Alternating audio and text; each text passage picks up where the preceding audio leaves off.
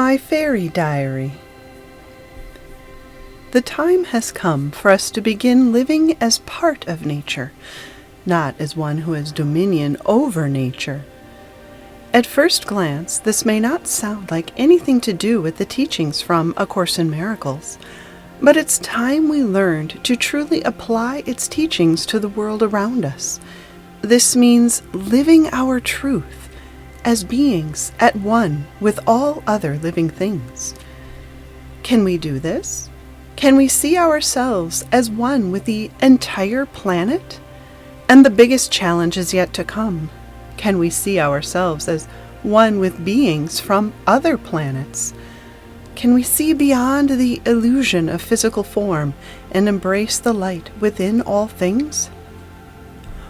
What I'm about to share with you is a tentative step towards a greater understanding of what lies beyond what our limited physical eyesight can see. Spirit is rich and diverse in his/her giving. Life is everywhere, and there is so much we cannot see, and we are each a part of this wondrous world. We can engage with it once we learn how, and it is crucial to our development that we do indeed grow in our spiritual thinking. The good Mother Earth and all her inhabitants need our love now, more than ever before in the history of the world. Do you want to be a part of the problem or the solution? The Course tells us the solution lies in a shift in our beliefs, which causes a shift in perspective.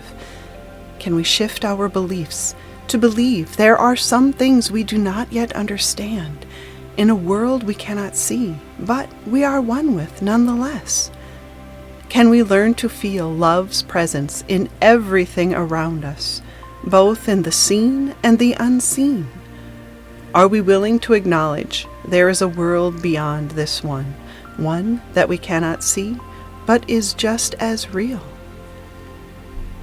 Beyond this world, there is a world I want. A Course in Miracles, Lesson 129. Introduction. You could say I've always had one foot in another world. I've never really cared much for the current reality we seem to live in, and beneath it all, I've always yearned for another, someplace else. This feeling wasn't depression per se, but rather a deep feeling of homesickness, like I was sent to the wrong planet or something. I just didn't think this world was the place I really belonged. This feeling began at a very young age, as in my single digits, and continued through adulthood. Because of this, early on I was driven to read books about anything and everything science fiction, fantasy, and the like.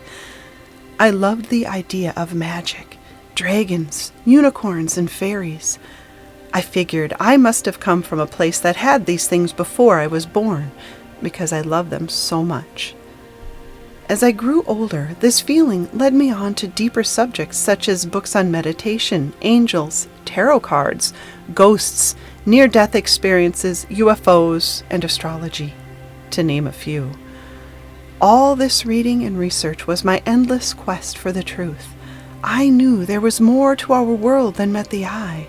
Life couldn't just be about being born, going to school, getting a job, retirement, if you live that long, and then nothing but death around the corner. Talk about depressing. All my searching, then, has led me to some wonderful, unexplainable, and downright miraculous experiences. I can honestly say I've had my fair share of contact with otherworldly beings, including spirits, angels, extraterrestrials, fairies, and even Sasquatch. It seems that if you build your end of the bridge to them, they will come. In the stories that follow, I lovingly share some of my most recent encounters with a world our bodily eyes cannot see nor understand. Even so, this can change, and I want to help create that shift in our seeing. A Course in Miracles states, "Nothing will change unless it is understood, since light is understanding." Now, rather than judging what I share here, allow these experiences to expand your mind and open your heart to new horizons of healing and peace. There is so much we do not yet understand, and understanding is light. So, let the light in. A Course in Miracles says, God created only the eternal, and everything you see is perishable. Therefore, there must be another world that you do not see. The real world can actually be perceived. All that is necessary is a willingness to perceive nothing else. Part 1. The Talking Tree. I live on a small hobby farm that is about 50% hayfield and grassy pasture and 50% woods. I have a lovely trail that meanders in and out of the woods and along the pasture land that amounts to about 2 miles. I like to walk this path daily with our dog, Freya. Sometime in 2021, my husband added a few new trails in the woods for our family to enjoy, and so I incorporated these into my loop. After a while, I began to notice something strange. Whenever I walked past a certain tree on this new loop, it would creak. It got to be so consistent that I really began paying attention to it, and without fail, every time I walked past it, creak! The tree was able to make this consistent sound because it happened to have 2 central branches growing up the middle that intertwined against each other in one spot. They creaked with the wind, of course, but also with seemingly no wind, perhaps only when the tree decided to. I thought about this phenomenon. I realized that there were few sounds a tree could actually make. They could rustle their leaves and creak their branches, but that was about it. Otherwise, they were a silent presence in the woods. I was also aware of how everything in a forest is connected by the mycelial mat. This is a vast underground network of fungal filaments growing along the tree root system, connecting all the trees, and perhaps other plants growing in the soil. This fungal network has been studied, and researchers have found that trees use their symbiotic relationship with the fungus as a sort of internet to communicate with each other. They can use it for a variety of communications, including sending nutrients to ailing trees. They know the tree is in need to begin with through the fungal network. In return for this service, the fungus is given nutrients by the trees themselves. All this activity takes place beneath the ground and is completely unseen. I absolutely loved the idea of trees communicating with each other, but since my body is not connected to the mycelial mat, a tree would have to use human means to communicate with me, such as sound. And so, I found myself contemplating this talking tree, figuring that a creak was the loudest sound it could possibly make to get my attention. If that's true, then, by my reckoning, it must literally be shouting, "Hello!" to me at the top of its lungs. I began acknowledging this tree every day as I walked past it. Sometimes I'd just put my hand on it in passing to say hello. Other times I'd rest my face or body against it for a few moments, sending it love down through its roots to all the rest of the living things interconnected in the forest through the mycelial fungal mat. I loved this interaction with the woods and the feeling of being a part of nature, not just a bypasser. This went on all winter of 2022. The Fairy Garden. By early springtime, I learned about how to make a fairy garden. I understood that the garden wasn't in worship of the fairies or to get anything from them. It was simply an acknowledgement that they existed, and you were showing appreciation for their presence, though you could not see them, helping you tend your garden. I decided my special talking tree was the perfect place to show such appreciation. So I gathered a few seashells, a couple of rocks I'd painted a few years ago, 2 small silk flowers, and a piece of gossamer floral fabric. It wasn't much, but it didn't have to be. I placed the items aesthetically around the base of the tree, tied the fabric around the trunk of a smaller nearby tree — the talking tree was too thick — and found a big piece of cut wood to use as a sitting stool at the base. It all looked so lovely and delicate. I sat there on the stool for a moment in meditation, asking if the fairies liked what I'd set out. Did they mind it? Too intrusive? The message I received within was, "We love it." That day had been warm, and much of the snow had melted. The next day, the temperature had dropped significantly overnight, and the melted snow turned into a thick layer of ice in many places. I took Freya out for her daily walk as we approached the woods. There was a slight downward slope as we transitioned from the pasture to the wooded area. I hadn't yet realized just how icy it was, and before I knew it, both feet slipped out from underneath me. As I briefly hung mid-air, my only thought was, I'm going to fall flat on my back and hit my head.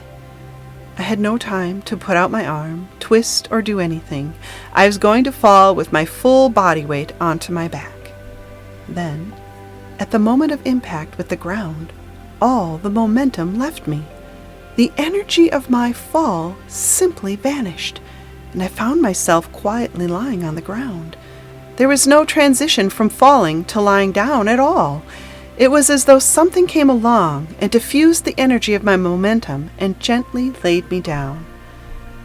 I laid there a moment, thinking adrenaline had blocked the pain and feeling of the impact.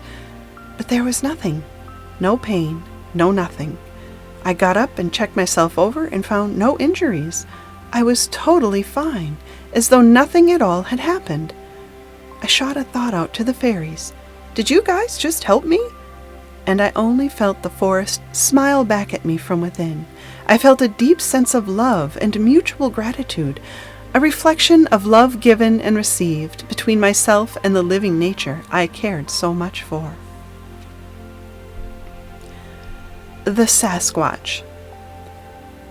Coincidentally, during this same time, I was also gathering new information about the Sasquatch, or those beings better known as Bigfoot. Up until this time, I only knew frightening tales of terror from up-close encounters with them, or sketchy, poorly documented reports of fleeting glimpses. But recently, I discovered a new angle to the story on the internet. People were claiming these great hairy man-beasts were actually from another dimension. Such creatures were said to appear as the ape-like hairy men, but could also transform into a ball of light and disappear into thin air. Most of them were also purported to be gentle creatures and caretakers of nature and our planet. This all sounded fascinating to me. According to these modern Sasquatch experiencers, such creatures also interact with humans by leaving specific arrangements of leaves, sticks, and rocks to discover in our path. They use such arrangements to get our attention and communicate with us. One man reported several types of nature arrangements the Sasquatch used to communicate with him. They would often make an X with the sticks, or specifically place leaves in a certain way around the X, which represented their clan in relationship with the man himself. The meaning of such arrangements is specific between the person and the Sasquatch. They are not universally understood symbols. They are deeply personal communications the recipient must decipher for themselves. I was intrigued, to say the least.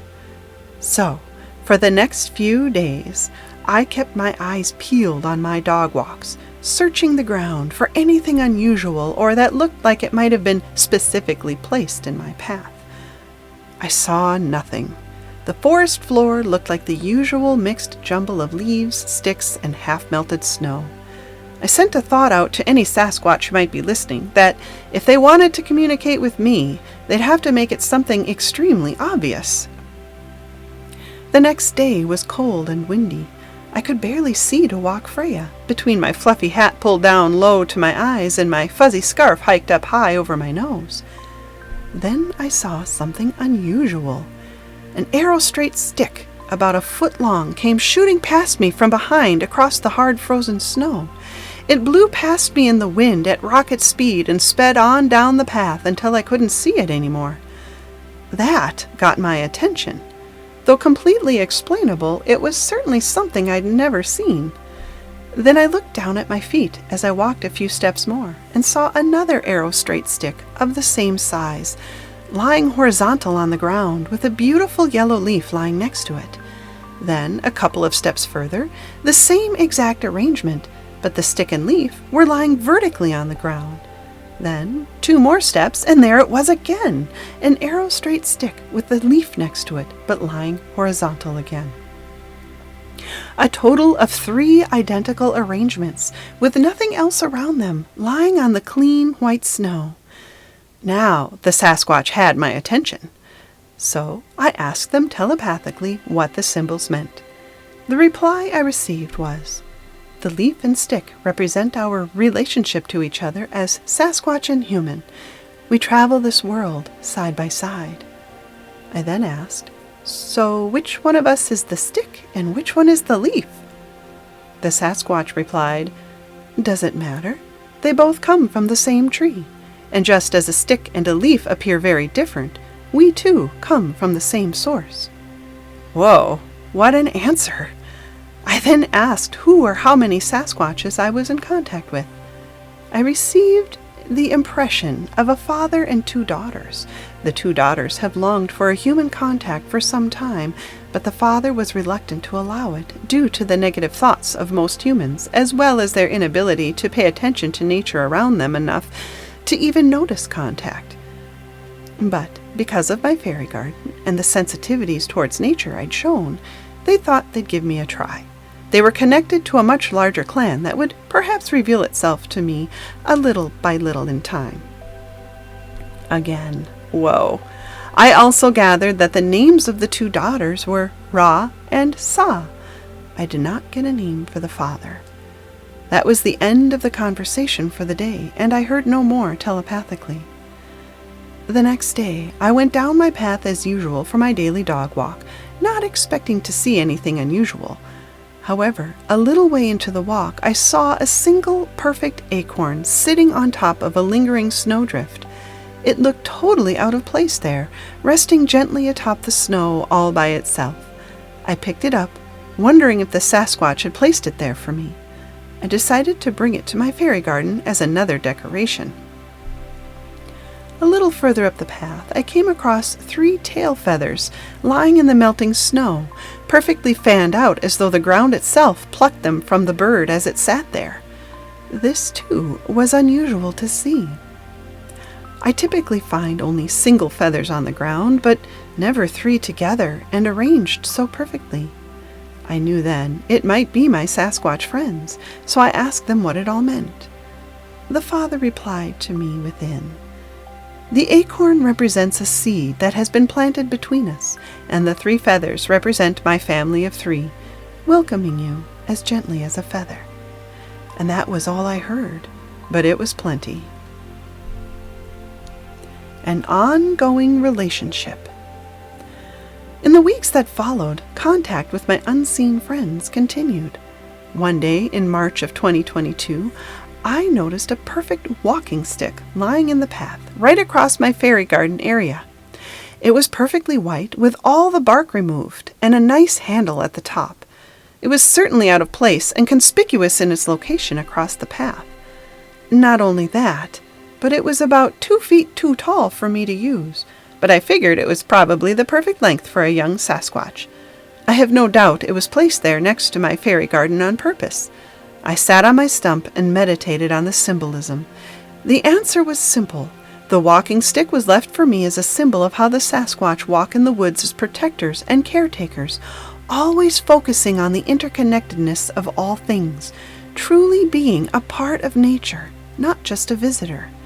Such is the perspective of all living things on this planet, both the seen and unseen, a relationship to Mother Earth most humans need to relearn. On this same walk, I also found a single leaf fit neatly behind one of the silk flowers I'd tucked into the bark of the tree. Now, of course, this could have been blown there, but the chances seemed slim, and it was securely placed. Plus, there was the coincidence of this appearing alongside the Sasquatch-sized walking stick on the ground nearby. I had a feeling this was a fairy greeting. On my next walk a few days later, I found another walking stick fashioned the same way, but this one was sized for me. I took that to mean I am learning to walk as the Sasquatch walk through the woods. It had been awarded to me for my efforts. Then, about a week later, I found yet another unusual thing. A few feet from my fairy garden, I saw a white stick, shaped perfectly in the letter Y. I looked around to see if I could discover where it had fallen from, but none of the other sticks and branches matched the pristine white color. I sat on my stump once again and asked within what the message was. Immediately, I received that the letter Y represented the first letter of the Father Sasquatch's name, Yama.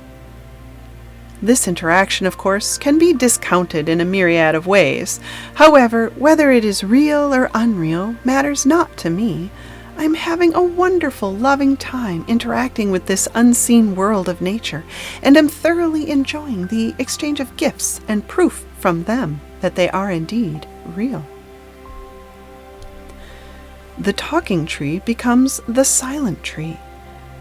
Since the activity with the alleged fairies and Sasquatch people from the unseen dimensions, my talking tree has become silent. I've heard no more creaks, not even during strong winds. This concerned me after a few weeks, worrying I'd done something wrong. Then one day I was leaning against the tree during a gusty wind, listening intently for the creaks I so loved, yet there were none, even as I watched the branches swaying and churning. Finally, I just asked the tree from within if I had done anything to cause it to be silent. The reply came instantly. Absolutely not. It is simply no longer necessary for me to make any external sound to communicate with you. Can you not see how our relationship has shifted? We now commune together from within, and there is no need for sound. We can now enjoy a shared, still communion within, with our Creator who joins us both. I thought that sounded absolutely divine. And so, my talking tree had now become my silent meditation tree. And what a deeper and more rich experience our relationship was. We now enjoyed each other's company in the holy peace and quiet of God's stillness. In conclusion, and so, my friend, engage with nature. There is so much to discover and so much love to be shared. You don't have to go far. You can open your mind to your houseplants, pets, or even just a small patch of grass or a tree growing alongside the sidewalk. I know of people who have bonded with the plants at the reception desk of their apartment building. Any living thing will do. Open your mind to infinite possibilities, because we have been living in the dark for far too long. Let the light of new understanding enlighten you. Now is the time. We are awakening collectively at last, and you are a catalyst, riding on the leading edge of a new age, a new way of looking at the world and truly seeing what lies beyond the veil of our ego's limited perception. You are, or you would not be here, taking in these words. Something inside you knows deep down there's more to life. You want to know what lies beyond the veil. My friend, you are entitled to know because you are at one with all of it. Think how we can heal the planet and humanity if we all joined with God's will that we are one, in a realm beyond what our physical eyes can see. We really have no idea just how big creation truly is. But I am excited to find out. Written, narrated, and produced by Beth Gear. For more from me, go to www.bethgear.com. There you will also find the transcript to this video under the Miracle Minded Messages tab. And please, don't forget to like and subscribe. Thank you, and peace be with you.